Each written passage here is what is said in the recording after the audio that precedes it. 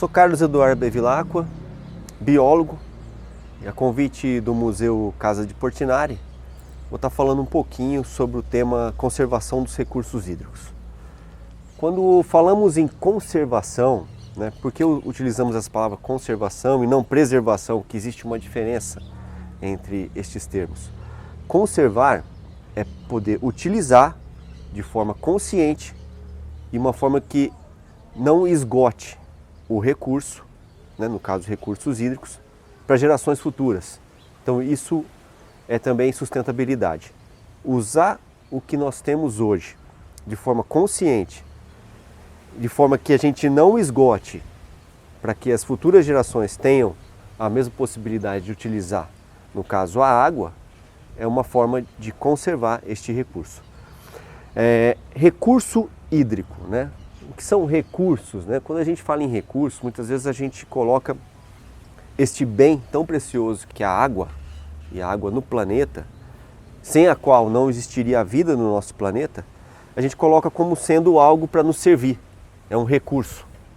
Mas é muito além disso. O termo recursos hídricos, a gente deixa numa amplitude que este bem que serve para manter a vida no planeta, também é um bem que nos conecta como seres vivos. A porcentagem de água que temos no corpo com o nosso planeta, que é praticamente a mesma, e nos conecta com uma forma de pensarmos em como podemos utilizar, viver utilizando, dentro de condições ideais, e essas condições de forma justa, porque a distribuição deste recurso também não ocorre de forma justa. Então pensar em como utilizar, como obter este recurso e como conseguir com que este recurso tenha uma distribuição justa, é algo que a gente vai conversar um pouquinho, pensar um pouco e depois refletir um pouco nesse momento propício para a reflexão.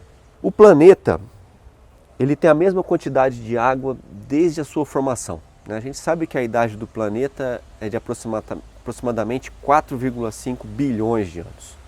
Quando quando o planeta resfriou, que era algo incandescente, ele veio resfriando, formando a superfície terrestre. Junto disso, alguns gases, e esses gases foram condensando, isso tudo dentro de teorias científicas, e condensou em formato de água, formando os grandes oceanos.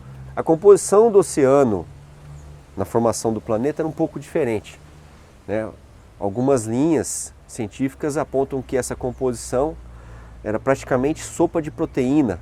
É claro que junto com hidrogênio, oxigênio, e justamente essas proteínas dispersas nos vastos oceanos que dominavam quase que a totalidade do planeta, é onde houve a combinação de algumas proteínas e a partir daí a formação da primeira molécula orgânica e essas moléculas se reunindo, a formação depois do primeiro ser vivo. Então a vida começou na água, dentro da teoria do surgimento da vida no planeta. A vida surgiu na água e a vida permaneceu na água por bilhões de anos. E a vida como a conhecemos hoje no meio terrestre, com a combinação de animais, vegetais, fungos, insetos, micro-organismos, bactérias, vírus, tudo isso começou na água.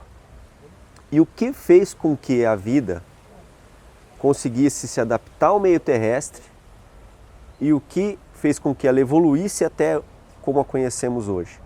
Foram condições que a água apresentou e os primeiros seres que saíram da água não foram seres do reino animal, e sim do reino vegetal. No caso, algas. Algas se adaptaram ao meio terrestre e algumas formas de vida aquática, como peixes que começavam a rastejar, saíram dos oceanos para se alimentar dessas algas. E aí, a partir daí, a adaptação no meio terrestre. A vida se adaptou na Terra utilizando a água E hoje não existe vida no planeta sem água. Como não existe vida no planeta sem água, a gente começa a entender a verdadeira função da água nesse planeta, né, que é a nossa casa, que é manter a vida. Todos os seres vivos vão precisar da água para nascer, para crescer e no decorrer de toda a sua vida. O que nos traz uma imagem da essência deste recurso ou deste bem como sendo algo que nos conecta, como eu falei no início. Essa conexão com a água, ela vem numa trajetória que não é uma trajetória benéfica para este bem tão precioso. Então, a partir do momento que a nossa espécie começa a dominar o recurso e utilizar, explorar e esgotar, e o esgotamento não ocorre apenas por quantidade, não ocorre como, por exemplo, utilizar um poço perfurado até secar. Isso é esgotar em quantidade, mas esgotar também em qualidade. O esgotamento em qualidade vai da forma como vivemos o nosso meio, como produzimos resíduos, rejeitos e como isso é lançado nos corpos d'água. Então, outra forma de esgotar este recurso. Esgotamos em quantidade, esgotamos em qualidade. Muitas vezes este recurso não é considerado finito, mas é finito e ele se mantém por meio do ciclo hidrológico. Como eu falei no início, de quando a Terra se formou, de quando formou essa massa de água, os oceanos, essa mesma quantidade se mantém por meio de um ciclo extremamente simples, mas extremamente eficiente. A água evapora, forma as nuvens, essas nuvens são levadas a diferentes regiões, chove, vai para o rio e o rio vai para o mar, que evapora, que forma a nuvem, que chove e assim é mantido. E quando a gente fala em evaporação, quando fala em chuva, nós precisamos incluir nesse ciclo as árvores, as plantas e as grandes florestas. Como exemplo, a nossa floresta amazônica. Floresta amazônica, considerada o pulmão do mundo por um tempo, isso não é errado, porque sim, no planeta ela tem função de trocas gasosas, como ocorre no nosso pulmão, mas ela tem uma função muito mais importante, que é a formação de rios voadores. E a gente entra na manutenção dos recursos hídricos. Rios voadores, como a floresta é imensa e ela está situada numa faixa do globo terrestre, onde se você acompanhar essa mesma faixa em outros continentes, essa faixa tem vários desertos. E por que não só na Amazônia? Somente na Amazônia ela é coberta por floresta. Porque a floresta amazônica se mantém, inclusive mantém o ciclo hídrico naquela região. Só que além de manter a floresta, além de ciclar a água e nutrientes produzidos pela própria floresta, ela mantém água na atmosfera. Essa água ela forma grandes nuvens e a chuva que a gente tem na região sudeste do Brasil é proveniente dos rios voadores da Amazônia. Então, só um pouco para a gente entender um pouco da complexidade desse ciclo hídrico, um pouco da complexidade, da importância da combinação.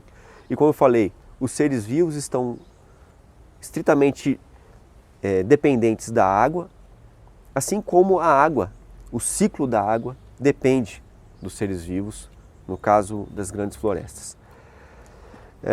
A questão hídrica, né, que a gente traz como uma preocupação pelo esgotamento, e o Brasil ele tem histórico, né, a região da seca, o Nordeste, e realmente a disponibilidade da água é menor, e a gente às vezes lê que o Brasil é muito rico em água porque tem os rios na Amazônia que realmente são extremamente volumosos, né?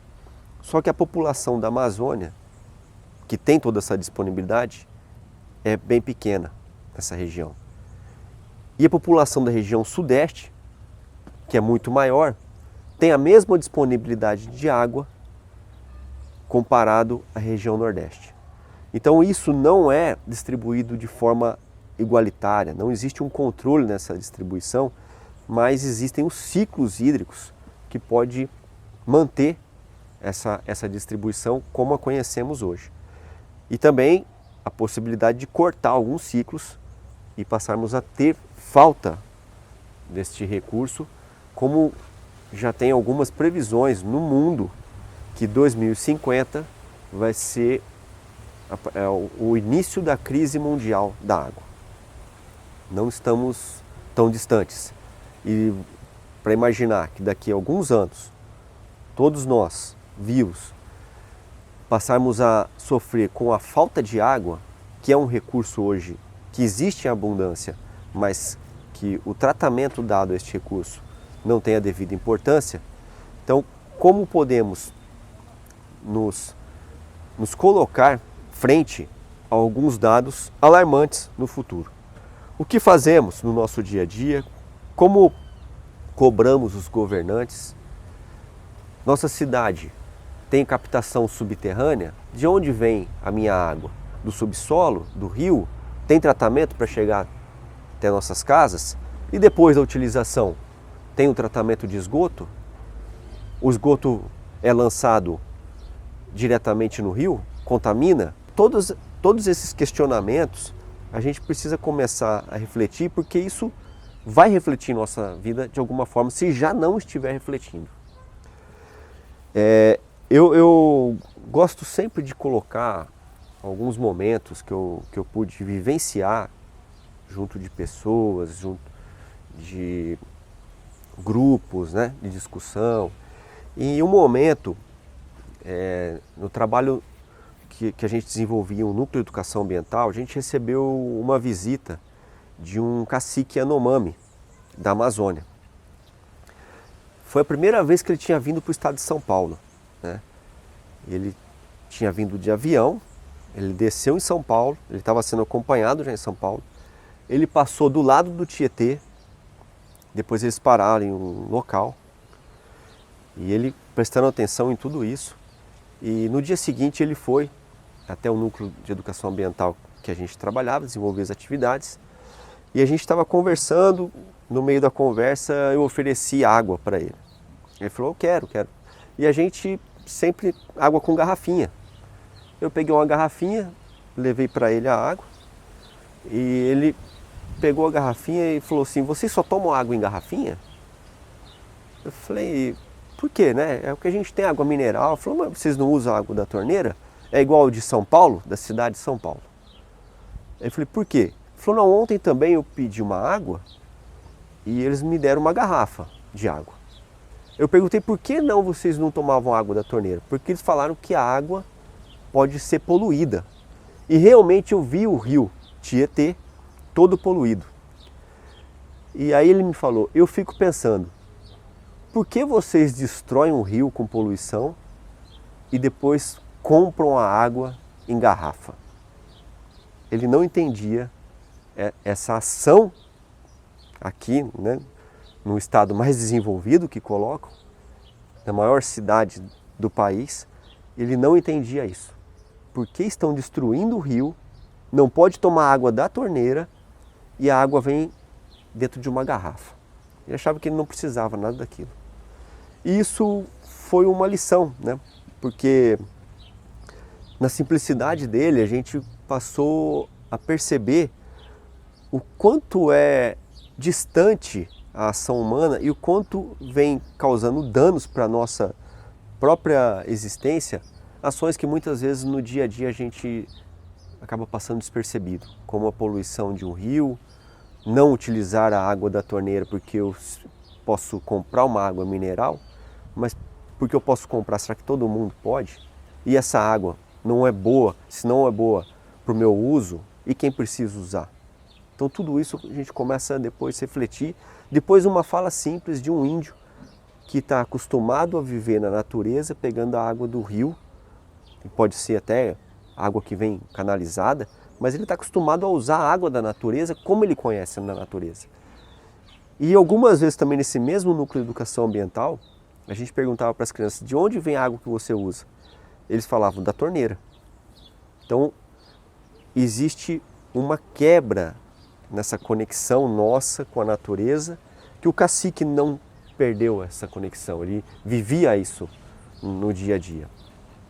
E é buscando essa reconexão que eu finalizo, né, essa conversa, porque prestando atenção no nosso dia a dia, na forma com que usamos esse bem tão importante para a vida humana, como podemos melhorar essa utilização e conservar este recurso que é finito.